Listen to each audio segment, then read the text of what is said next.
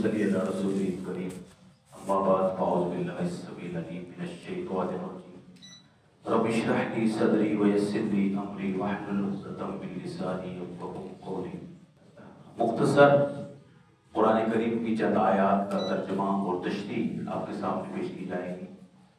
سورہ اعراف میں اللہ رب العزت نے ایک مقام پر بیان فرمایا وَاسْأَلْهُمْ عَنِ الْقَرْيَةِ الَّتِي كَانَتْ حَاضِرَةَ الْبَحْرِ۔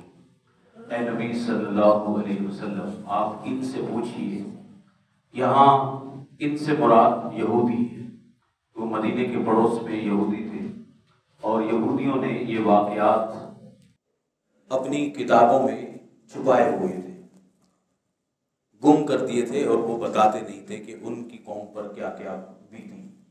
تو اللہ رب العزت نے اپنے پاک کلام میں فرمایا کہ ذرا ان سے پوچھئے اس قوم کے بارے میں، کانت حاضرۃ البحر، جو سمندر کے کنارے رہتی تھی، اذ یاتون فی السبت، یہ لوگ ہفتے کے دن زیادتی کرتے تھے۔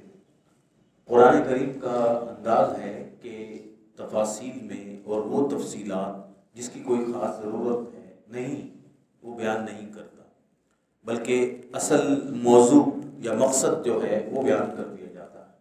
اب یہ قوم کہاں رہتی تھی کہاں نہیں رہتی تھی قرآن کریم نے بیان نہیں کیا۔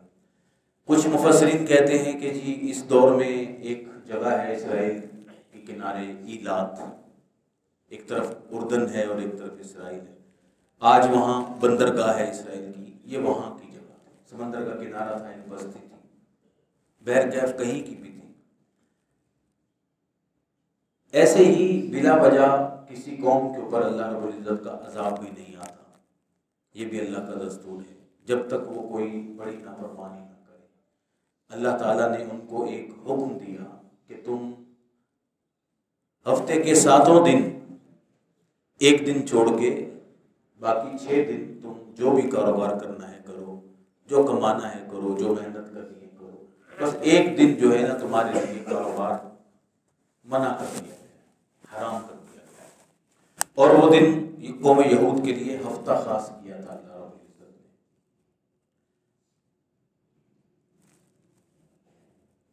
اللہ رب العزت چاہتے ہیں کہ اللہ کے بندے ایک دن کوئی آرام بھی کرے، اس دن وہ دین بھی سیکھیں گے، سکھائیں گے بھی، اپنے بیوی بچوں سے بات بھی کریں۔ لیکن انسان کی فطرت میں لالچ ہے، تو انسان اللہ رب العزت کے حکم کی عدولی کرتا ہے، نافرمانی کرتا ہے عام طور پہ۔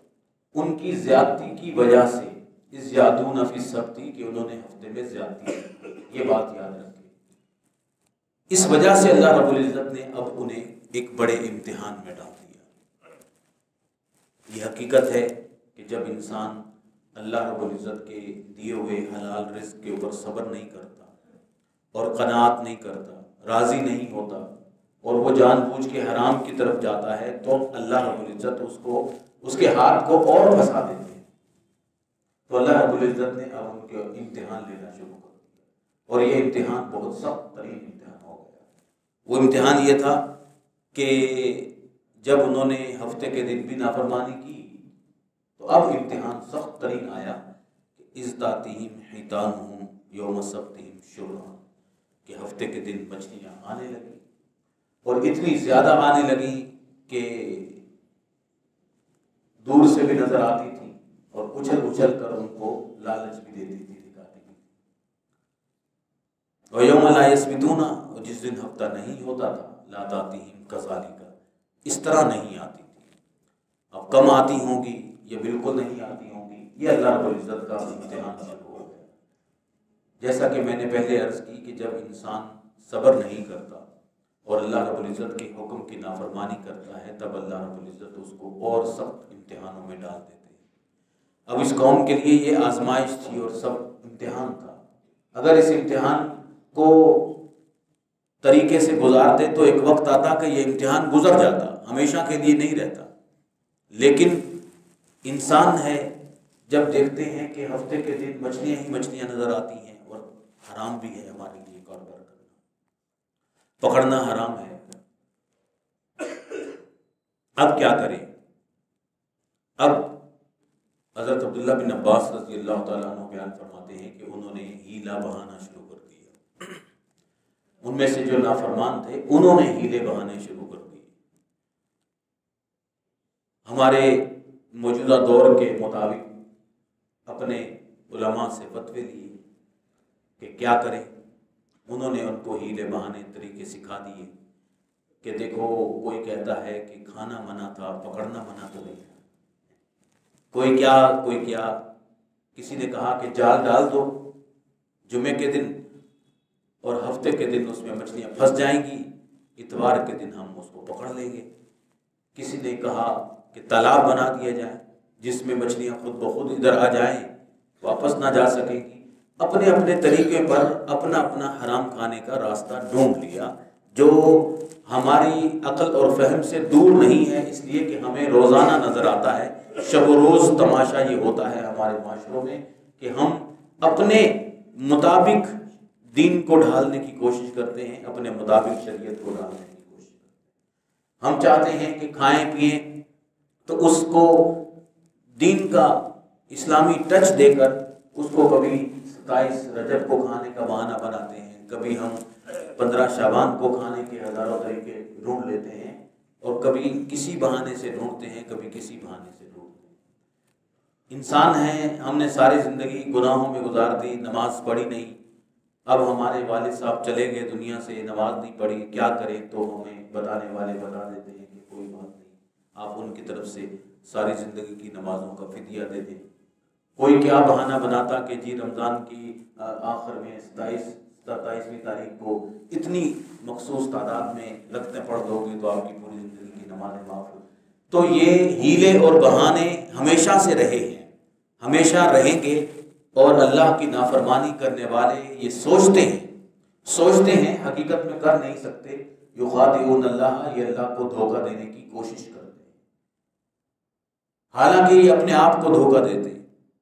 اللہ رب العزت کو دھوکہ نہیں دے سکتے انسان، لیکن یہ انسان کوشش کرتا ہے. اس دور کے انسان نے نافرمانی کیا کی کہ بظاہر ہم دیندار ہیں، ہم دیکھو ہفتے کے دن کاروبار نہیں کریں گے کیونکہ اللہ نے حکم منع کیا ہے. اب اس کے لیے کچھ اور کر دیتے ہیں کہ ہم سانپ بھی مر جائے اور لاٹھی بھی نہ ٹوٹے. اس کا نتیجہ بھیانک نکلا. وہ یہ ہوا کذالک نبلوہم بما کانوا یفسقون. اللہ رب العزت فرماتے ہیں ہم آزماتے ہیں بندوں کو، اور ایسے نہیں آزمائش میں ڈالتے جب کہ وہ گناہ کرتے ہیں تب ان کے لیے آزمائش آتی ہے. اذ قالت امۃ منہم لم تعظون قوما اللہ مہلکہم. اس بستی والوں میں ایک گروہ ایسا تھا جو شروع میں تو ڈر کے ہیلے بہانے سے چوری چھپے کاروبار کر رہا تھا، حرام کھانا. ایک گروہ ایسا تھا جو ان کو منع کر رہا تھا، ایک گروہ سمجھانے کی کوشش کر رہا تھا، ایک گروہ ایسا تھا جو کہتا تھا کہ ہم تو درویش ہیں، شریف لوگ ہیں، ہم تو دیکھو حرام نہیں کھاتے نا، باقی دنیا جیسی کرتی ہے کرتی چلی جائے. ان تینوں گروہوں کا تھوڑا سا تذکرہ اللہ رب العزت نے فرمایا کہ ان میں سے ایک گروہ کہنے لگا تم ایسے لوگوں کو کیوں سمجھاتے ہو؟ اللہ مہلکہم، اللہ جب ان کو ہلاک کر رہا ہے تو ہونے دو ان کو ہلاک. اور معذبہم عذابا شدیدا، اللہ ان کو عذاب میں ڈال رہا ہے. تو قالو، انہوں نے کہا، سمجھانے والوں نے، واعظ و نصیحت کرنے والوں نے کہا، اور انہوں نے 2 دلیلیں پیش کی، بڑی زبردست دلیلیں دی اور بڑی اہم ترین بات ہے ہم سب کے لیے، ہمارے معاشرے میں جو والدین ہیں، بڑے ہیں، ان کو لیے بھی ہے. ایک تو بات انہوں نے یہ کی کہ دیکھو معذرۃ الی ربکم، ہم اس لیے ان کو سمجھاتے ہیں کہ ہم کل کو اپنے رب کے پاس جا کر عذر پیش کریں گے کہ دیکھو اے اللہ ہم نے اپنا فرض ادا کر دیا. ہم اس لیے سمجھاتے ہیں.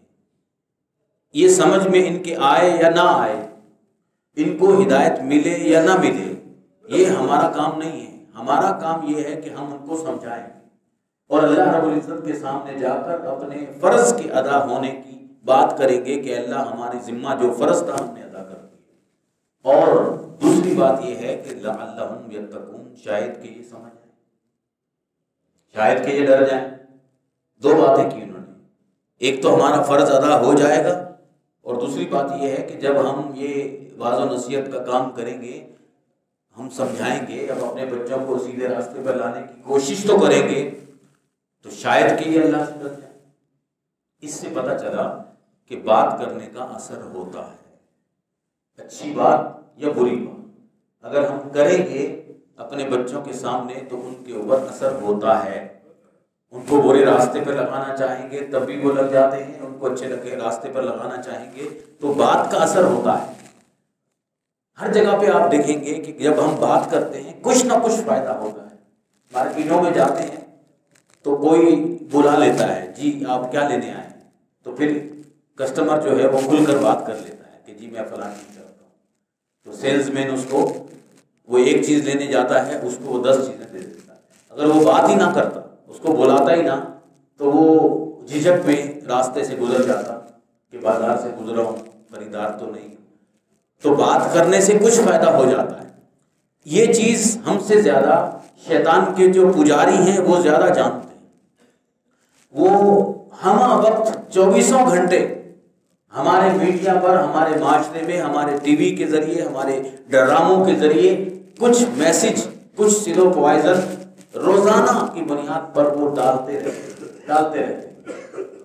آپ تو شاید واقف نہیں ہوں گے، لیکن خواتین کو پتہ ہے کہ جو شام کے ٹائم، رات کے ٹائم ڈرامے آتے ہیں، بڑے مشہور ہوتے ہیں خواتین میں، ان میں ہر روز ایک ڈرامے میں ایک بات میسج پہنچایا جاتا ہے، ماں باپ کی عزت نہیں کرنی چاہیے، شوہر کی بات ماننے کا کوئی فائدہ نہیں ہے، طلاق کو بڑا خوبصورت کر کے دکھایا جاتا ہے، گھر اجاڑ کر بتایا جاتا ہے کہ جی دیکھو کتنی سکھی ہو گئی آپ کی بچی، یہ دکھایا جاتا ہے، اور دیکھنے والے کے دل و دماغ پہ اثر ہوتا ہے، آہستہ آہستہ ان کی زندگیوں پہ اثر ہوتا ہے۔ اس کو بتاتے ہیں کہ دیکھو آپ کے شوہر نے سختی سے بات کی، غصے سے بات کی، آپ کو فوراً طلاق لینی چاہیے۔ اب اس کے بعد کیا ہوتا ہے وہ نہیں بتاتے کہ وہ عورت جب طلاق لے کر اپنے پیٹ کو پالنے کے لیے کہیں نوکری کرے گی، کہیں جاب کرے گی، تو وہاں ہزاروں کسٹمر کی تلخ باتیں اور گندی نظریں برداشت کرنی پڑے گی، وہ نہیں دکھاتے۔ وہ بس یہ دکھاتے ہیں کہ جی اپنا گھر توڑ دو، اپنے معاشرے میں بے راہ روی پیدا کرے، گندگی پیدا کرے، بے حیائی کو اچھا کر کے پیش کرتے ہیں، کیونکہ وہ پتہ ہے ان کو کہ بات کریں گے تو کچھ نہ کچھ گند معاشرے میں ڈالیں گے تو ایک وقت آئے گا اس معاشرے کو پتہ ہی نہیں چلے گا کہ وہ کتنے گندے ہو چکے ہیں۔ یہی بات یہاں بتائی گئی کہ ہم اللہ کے سامنے دلیل پیش کریں گے اور کہیں گے کہ اللہ ہم نے اپنا فرض ادا کر دیا، اور یہ بھی دلیل پیش کریں گے کہ اللہ ہم نے سمجھایا، شاید کہ وہ سمجھ جائیں۔ آگے بڑی اہم بات ہے، فلما نسوا ما ذکروا بہ۔ امام ابن کثیر فرماتے ہیں کہ یہ حد سے جب بڑھ گئے تھے اس وقت کا ذکر ہے۔ شروع میں ہیلے بہانوں سے کماتے تھے حرام، لیکن جب لت پڑ گئی تو پھر انہوں نے وہ جو چوری چھپے کرنا تھا نا وہ بھی چھوڑ دیا، وہ بھی کھلے عام حرام کرنے لگے۔ جب وہ بھول گئے جو ہم نے ان کو سمجھایا تو اللہ رب العزت نے انجینا الذین ینہون عن السوء، جو لوگ گناہوں سے روکتے تھے اللہ نے ان کو تو نجات دے دی۔ وَأَخَذْنَا الَّذِينَ ظَلَمُوا بِعَذَابٍ بَئِيسٍ بِمَا كَانُوا يَفْسُقُونَ، اور ان لوگوں کو پکڑ لیا اللہ نے ایسے رسوا کن عذاب میں کہ جو ان کی بدعمالیاں تھیں ان کی وجہ سے۔ پھر فلما عتوا عما نہوا عنہ، جب ان کو چھوٹے چھوٹے عذاب یا چھوٹی چھوٹی جھٹکوں سے سمجھ نہیں آئی، انہوں نے اور سرکشی کی، تو پھر اللہ رب العزت نے فرمایا قلنا لهم كونوا قردة خاسئین۔ اب اللہ رب العزت نے ان کے اوپر عذاب عام نازل کر دیا، ان کے چہروں کو مسخ کر دیا گیا، اور اللہ رب العزت نے فرمایا کہ ہم نے ان کو رسوا کن بندر بنا دیا، ان کے چہرے بھی مسخ ہو گئے، ان کی جسمانی حالت بھی بندر کی طرح ہو گئی۔ عبداللہ بن مسعود رضی اللہ تعالیٰ عنہ بیان فرماتے ہیں، صحیح مسلم کی حدیث ہے کہ رسول اللہ صلی اللہ علیہ وسلم سے پوچھا گیا کہ یہ اس دور میں جو بندر ہیں کیا یہ انہی کی نسل میں سے؟ تو آپ نے فرمایا کہ نہیں، یہ ان کی نسل میں سے نہیں ہے۔ اللہ رب العزت جس کسی قوم پر عذاب نازل فرماتا ہے تو اللہ کا قانون ہے کہ پھر وہ دنیا سے فنا ہو جاتے ہیں، ان کی نسل ہی ختم ہو جاتی ہے اور وہ ختم شد ہو جاتے ہیں۔ کچھ دنوں کے بعد ان کی نسلیں بھی ختم ہو گئی اور وہ فنا ہو گئے۔ اللہ اکبر۔ امام ابن کثیر رحمہ اللہ فرماتے ہیں کہ کبھی کبھی تم دیکھو گے کہ انسان جسمانی طور پر ایک انسان کی صورت میں نظر آتا ہے، لیکن جب آپ اس سے بات کرو گے تو وہ تمہیں جانور یا حیوان کی شکل میں نظر آئے گا۔ یہ امام ابن کثیر نے اپنے دور کے مطابق گناہ گاروں کی کوئی حالت بیان کی کہ جسمانی حالت تو ان کی عام انسان جیسی ہے، لیکن وہ باطنی طور پر بندر بن چکے ہوتے ہیں۔ لیکن ہمارا جو دور گزر رہا ہے اس میں یوں سمجھیں کہ ایک تو جسم کا چہرہ ہوتا ہے جس میں ہم سب نظر آتے ہیں، آئینے میں اپنے آپ کو دیکھتے ہیں تو ہم انسان نظر آتے ہیں، لیکن ایک روح کا چہرہ ہوتا ہے جس چہرے کو آج اکثریت لوگوں نے مسخ کرا دیا ہے، اور وہ بندر اور خنزیر سے بھی بدتر ہو گئے۔ اگر کہیں دھوکے میں ہیں ہم اور ہمیں نظر نہ آئے اور ہم کہیں کہ کہاں ہیں وہ بندر، تو ہم اپنے موبائل کو کھول سکتے ہیں اور ہم اپنے آپ کو ٹک ٹاک پہ یا دوسری جگہوں پر دیکھیں تو وہ انسان اچھلتا کودتا بھی بندر سے زیادہ نظر آئے گا، وہ انسان ننگا بھی نظر آئے گا، وہ انسان وحشیانہ حرکتیں بھی کرتا نظر آئے گا۔ وہ دیکھنے والا کہے گا کہ جانور جنگل کے ان سے اچھے، جانور جنگلوں کے ان سے اچھے ہو گئے، اور یہ انسان حرام کے چکر میں، حرام کمانے کے چکر میں اپنی بہو بیٹیوں کو بھی دکھاتا ہے، لائق بھی دکھاتا ہے، اور پیسے کمانے کے لیے کیا کچھ نہیں کر رہا، اور حقیقت میں بندر بھی بن چکا ہے اور بندر سے بدتر بھی بن چکا ہے۔ اللہ سے دعا ہے کہ اللہ رب العزت ہمیں سمجھنے کی توفیق عطا فرمائے۔ یہ قرآن کریم کے واقعات قصہ برائے قصہ نہیں ہوتے۔ اللہ رب العزت فرماتے ہیں وَلَقَدْ كَانَ فِي قَصَصِهِمْ عِبْرَةٌ لِأُولِي الْأَلْبَابِ۔ ان واقعات میں عقل مندوں کے لیے بڑی قصے، بڑی نصیحتیں ہوتی ہیں، بڑی عبرتیں ہوتی ہیں سمجھنے والوں کے لیے۔ اگر ہم بھی اللہ کے دیے ہوئے حلال پر راضی نہ ہوں اور حلال کو کھا کر اللہ رب العزت کا شکر بجا نہ لائیں، اور اگر ہم بھی حرام کے پیچھے بھاگنے کی کوشش کریں تو پھر ہمیں بھی ایسے ہی حالات سے دوچار ہونا پڑ سکتا ہے، ہمیں بھی دنیا اور آخرت کی بربادی کا منہ دیکھنا پڑ سکتا ہے۔ یہ انسان ہے، انسان کی لالچ کی خواہش کبھی بھی ختم نہیں ہوتی۔ پیارے نبی صلی اللہ علیہ وسلم نے فرمایا کہ لا یملأ جوف ابن آدم الا التراب۔ یہ انسان ہے، انسان کا پیٹ کوئی چیز نہیں بھر سکتی۔ ہاں، قبر کی مٹی انسان کے پیٹ کو بھر دیتی ہے۔ ہم دیکھتے ہیں کہ کروڑوں اربوں بلکہ اربوں ڈالر کی زمینیں قبضہ کر کے بھی جب وہ دنیا سے جاتے ہیں تو پھر ان کے قبرستان آباد نظر آتے ہیں، اور وہ خالی ہاتھ ہی دنیا سے جاتے ہیں۔ سارے پلاٹ، ساری دنیا کی دولتیں ساتھ نہیں لے کے جاتے۔ یہ ہم سب کچھ دیکھ رہے ہیں، لیکن پھر بھی اگر ہم حرام کی طرف بھاگیں اور اپنی قبر کو بھی کالا کریں، اپنی آخرت کو بھی برباد کریں، بس یہ حدیث یاد آ گئی کہ رسول اللہ صلی اللہ علیہ وسلم ابو رافع فرماتے ہیں، آپ کے غلام ہیں، کہ ہم مغرب کی نماز کے لیے مسجد نبوی میں آ رہے تھے کسی جگہ سے، تو درمیان میں جانتے ہیں مسجد نبوی کے ساتھ جنت البقیع قبرستان ہے، تو بقیع قبرستان سے گزر رہے تھے، تو پیارے نبی صلی اللہ علیہ وسلم نے فرمایا کہ اف لک، اف لک، افسوس، افسوس تیرے لیے، افسوس کی بات ہے۔ تو ابو رافع فرماتے ہیں کہ میں پیچھے ہو گیا اور میں ڈر گیا کہ کہیں یہ افسوس میرے لیے تو نہیں۔ آپ نے فرمایا کہ تم چلتے نہیں ابو رافع، چلو جلدی۔ تو میں نے کہا اففت بی یا رسول اللہ صلی اللہ علیہ وسلم، آپ نے مجھے کہا کہ افسوس ہے تیرے اوپر، تو آپ نے فرمایا کہ نہیں، یہ تیرے لیے بات نہیں ہو رہی تھی، یہ جو قبر تم دیکھ رہے ہو، اس آدمی کو میں نے فلاں مقام پر زکوٰۃ لینے کے لیے بھیجا تھا، اور اس نے ایک چادر کو چوری کیا تھا، آج وہ چادر اس کے لیے آگ کی صورت میں اس کے ساتھ لپٹ رہی ہے، اسی لیے میں نے افسوس کہا ہے اس کے لیے۔ مسند احمد کی حدیث ہے کہ رسول اللہ صلی اللہ علیہ وسلم قبرستان میں ہیں اور ایک قبر کو کھودا جا رہا ہے، آپ نے کبھی آسمانوں کی طرف دیکھا اور کبھی چہرے کو چھپا لیا، کبھی اوپر دیکھا پھر چہرے کو چھپا لیا۔ اور آپ نے فرمایا ماذا نازل من التشدید، کتنی سختی نازل ہو چکی ہے۔ تو صحابہ کہتے ہیں ہم خاموش ہو گئے اور ہم ڈر گئے کہ ہم اس وقت نہ پوچھیں، اگلے دن پوچھا تو رسول اللہ صلی اللہ علیہ وسلم نے فرمایا کہ یہ جو سختی نازل ہوئی ہے نا، یہ قرض کے بارے میں نازل ہوئی، کہ جو لوگ قرض لے لیتے ہیں اور ادا واپس کرنے کا نام نہیں لیتے، جب مال آ گیا تو اس کو دبا دیا، جو بھی حالات ہیں، جب واپس نہیں کرتے ہیں اس کے لیے کتنی سختیاں نازل ہو چکی ہیں. تو یہ چند حدیثیں ہم نے جو سنی اور سنائی، دعا کریں کہ اللہ رب العزت مجھے آپ کو ہم سب کو سمجھنے کی توفیق عطا فرمائے. اس سے کوئی نصیحت ملتی ہے تو اس سے نصیحت پکڑنے کی توفیق عطا فرمائے. واخر دعوانا